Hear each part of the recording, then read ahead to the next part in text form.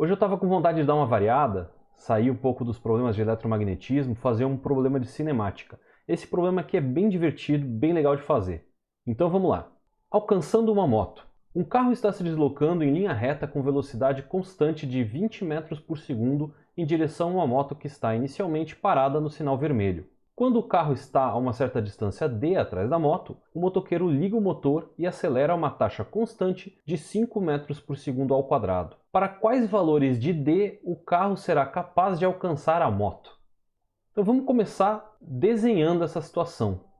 Eu vou desenhar aqui o carro e a moto como estas formas geométricas arbitrárias que eu tentei fazer quadrado, mas não ficou muito certinho. Mas tudo bem. E eu vou considerar aqui um eixo X, começando exatamente na posição do carro e saindo para cá. A origem é onde está o carro e essa posição aqui é a distância que o carro e a moto estão. Que inicialmente essa distância aqui, no instante t igual a 0, é d. Isso aqui é uma fotografia do instante t igual a 0, quando eu ligo o meu cronômetro. Nessa situação aqui, o carro tem uma velocidade que eu vou chamar de VC, que é essa velocidade de 20 metros por segundo, e a moto tem uma aceleração que eu vou chamar de AM, aceleração da moto. E velocidade zero, ela partiu do repouso neste instante aqui em que o carro estava a uma distância d atrás dela. Então isso aqui é a situação inicial. O que nós precisamos fazer agora é escrever as equações de movimento deste sistema.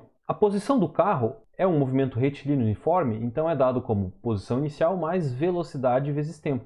A posição inicial é 0, então é velocidade do carro vezes tempo. E a posição da moto é dada como posição inicial, que é d, mais velocidade inicial vezes tempo. Não tem velocidade inicial, é 0, mais 1 meio da aceleração da moto vezes t ao quadrado.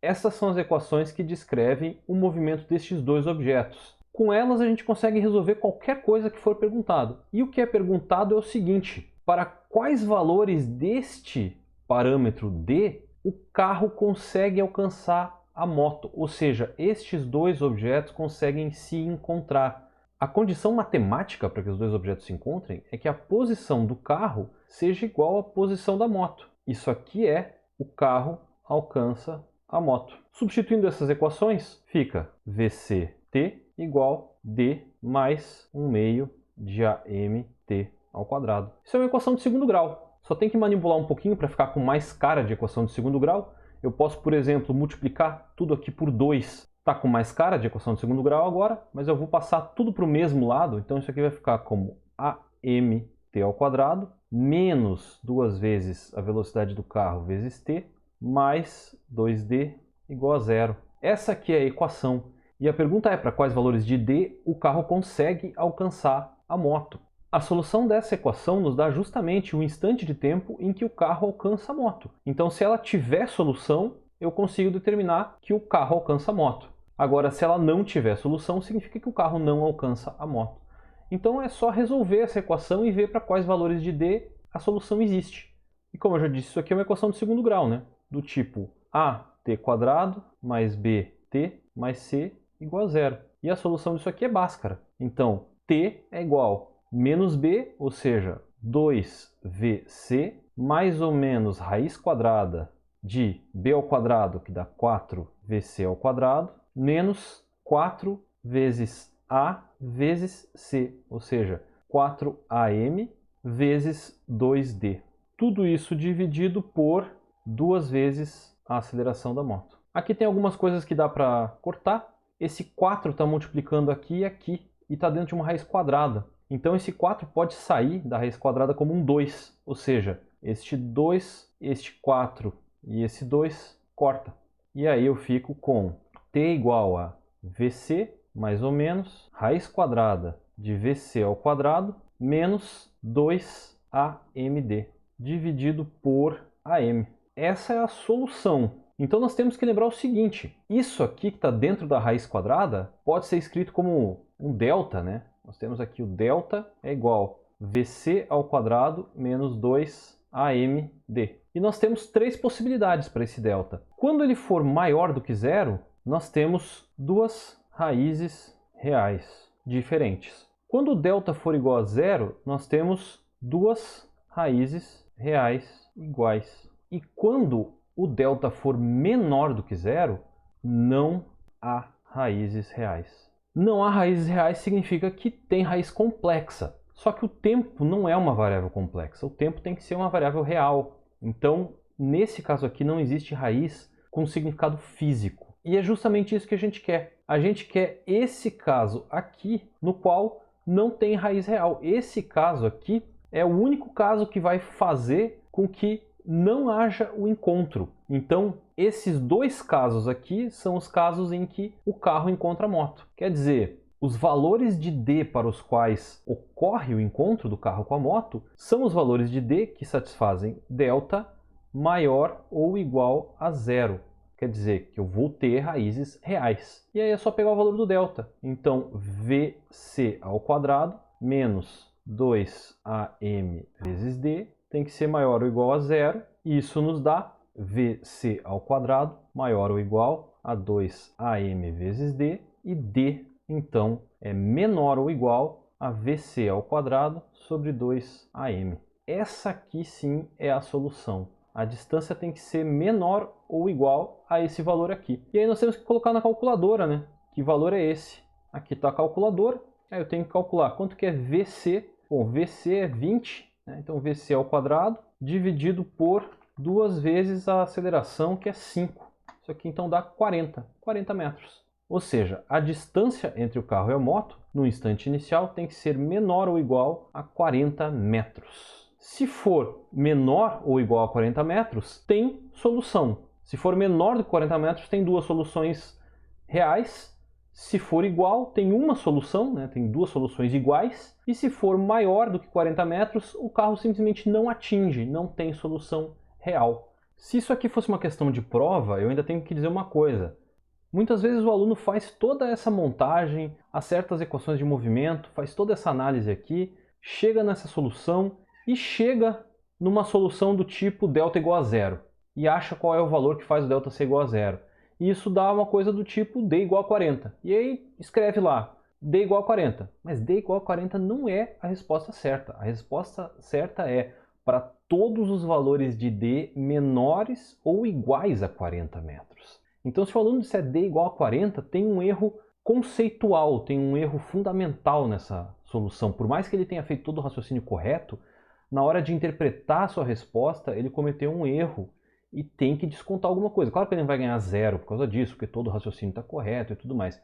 Mas ele com certeza vai ganhar um desconto na nota por ter cometido esse erro. É extremamente importante saber interpretar o que significa a resposta na qual você acabou de chegar. Você quer saber para quais valores? A pergunta do problema é para quais valores? Então, se você me der um único valor, já está errado, já está incoerente com a pergunta que foi feita.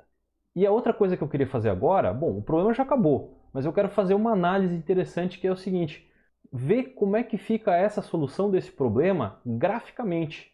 E é bem legal de fazer isso aqui. O que eu tenho que fazer? Eu vou fazer como eu gosto, um gráfico usando Python, um Jupyter Notebook aqui, no qual eu tenho que importar essas bibliotecas para fazer algumas contas e para fazer os gráficos. Aqui eu estou definindo os valores, né? A velocidade do carro é 20 metros por segundo, a aceleração da moto é 5 metros por segundo ao quadrado, e essa distância aqui eu coloquei 40, que é a distância que a gente tem como a distância que faz dar certo, né? A distância que dá o limite ali entre ter e não ter solução. Aqui eu tenho uma função que me dá a posição do carro, aqui eu tenho uma função que me dá a posição da moto em função do tempo, e aqui eu tenho a parte do gráfico de fato. Então, D igual a 40, aqui eu crio uma lista com tempos de 0 a 12, de 0,1 e 0,1 segundo. Aqui eu tenho uma lista para a posição da moto, que nada mais é que a função da posição da moto calculada nos valores dessa lista. E aqui a mesma coisa para a posição do carro, também uma lista. E aqui eu declaro a minha figura e faço o gráfico da posição da moto, da posição do carro, e faço aqui, mando ele imprimir esse gráfico, botar na tela para a gente ver. Então é só fazer. E está aqui. Para 40, exatamente 40 metros, essa parábola aqui, que é a posição da moto, ela toca essa reta, que é a posição do carro, em apenas um ponto. É uma parábola, porque é um movimento retilíneo uniformemente variado, a posição da moto, e uma reta, porque é um movimento retilíneo uniforme, a posição do carro. Essas duas curvas se encontram em apenas um ponto, se tangenciam aqui, né, neste ponto, que é a solução, ou duas soluções reais iguais. Se a gente fizer um D menor do que 40, por exemplo, 30, o que vai acontecer é que tem duas soluções, claramente aqui, duas soluções. Como que a gente interpreta isso fisicamente? O que está acontecendo? O que está acontecendo é o seguinte, o carro está indo com velocidade constante. A moto está um pouquinho na frente do carro e ela começa a acelerar, mas a velocidade dela ainda é meio baixa. Aí o carro primeiro ultrapassa a moto e depois a moto vai acelerando e eventualmente ela atinge uma velocidade suficiente para ultrapassar o carro, maior do que a velocidade do carro. E aí ela vai e ultrapassa nesse segundo instante. Então tem dois instantes aqui em que eles se encontram. No caso que nós temos exatamente 40, o que ocorre é que a moto já está na frente do carro e o carro está correndo atrás, chega a alcançar, mas não ultrapassa, só alcança e depois a moto vai embora. E se nós colocarmos outro valor, um valor maior do que 40, vou colocar 50 metros aqui para a gente ver. Nessa situação aqui não ocorre encontro. A moto já atingiu uma velocidade grande demais para que o carro, com velocidade constante, consiga alcançá-la e nunca vai alcançar. Então a moto vai indo cada vez mais longe do carro e o encontro não ocorre. Então era isso que eu tinha para mostrar, uma análise bem simples, mas é legal de ver graficamente o que significa fisicamente essa solução que a gente acabou de obter na mão ali. Mas era isso, era o que eu tinha para mostrar hoje. O vídeo vai ficando por aqui. Até mais e um abraço.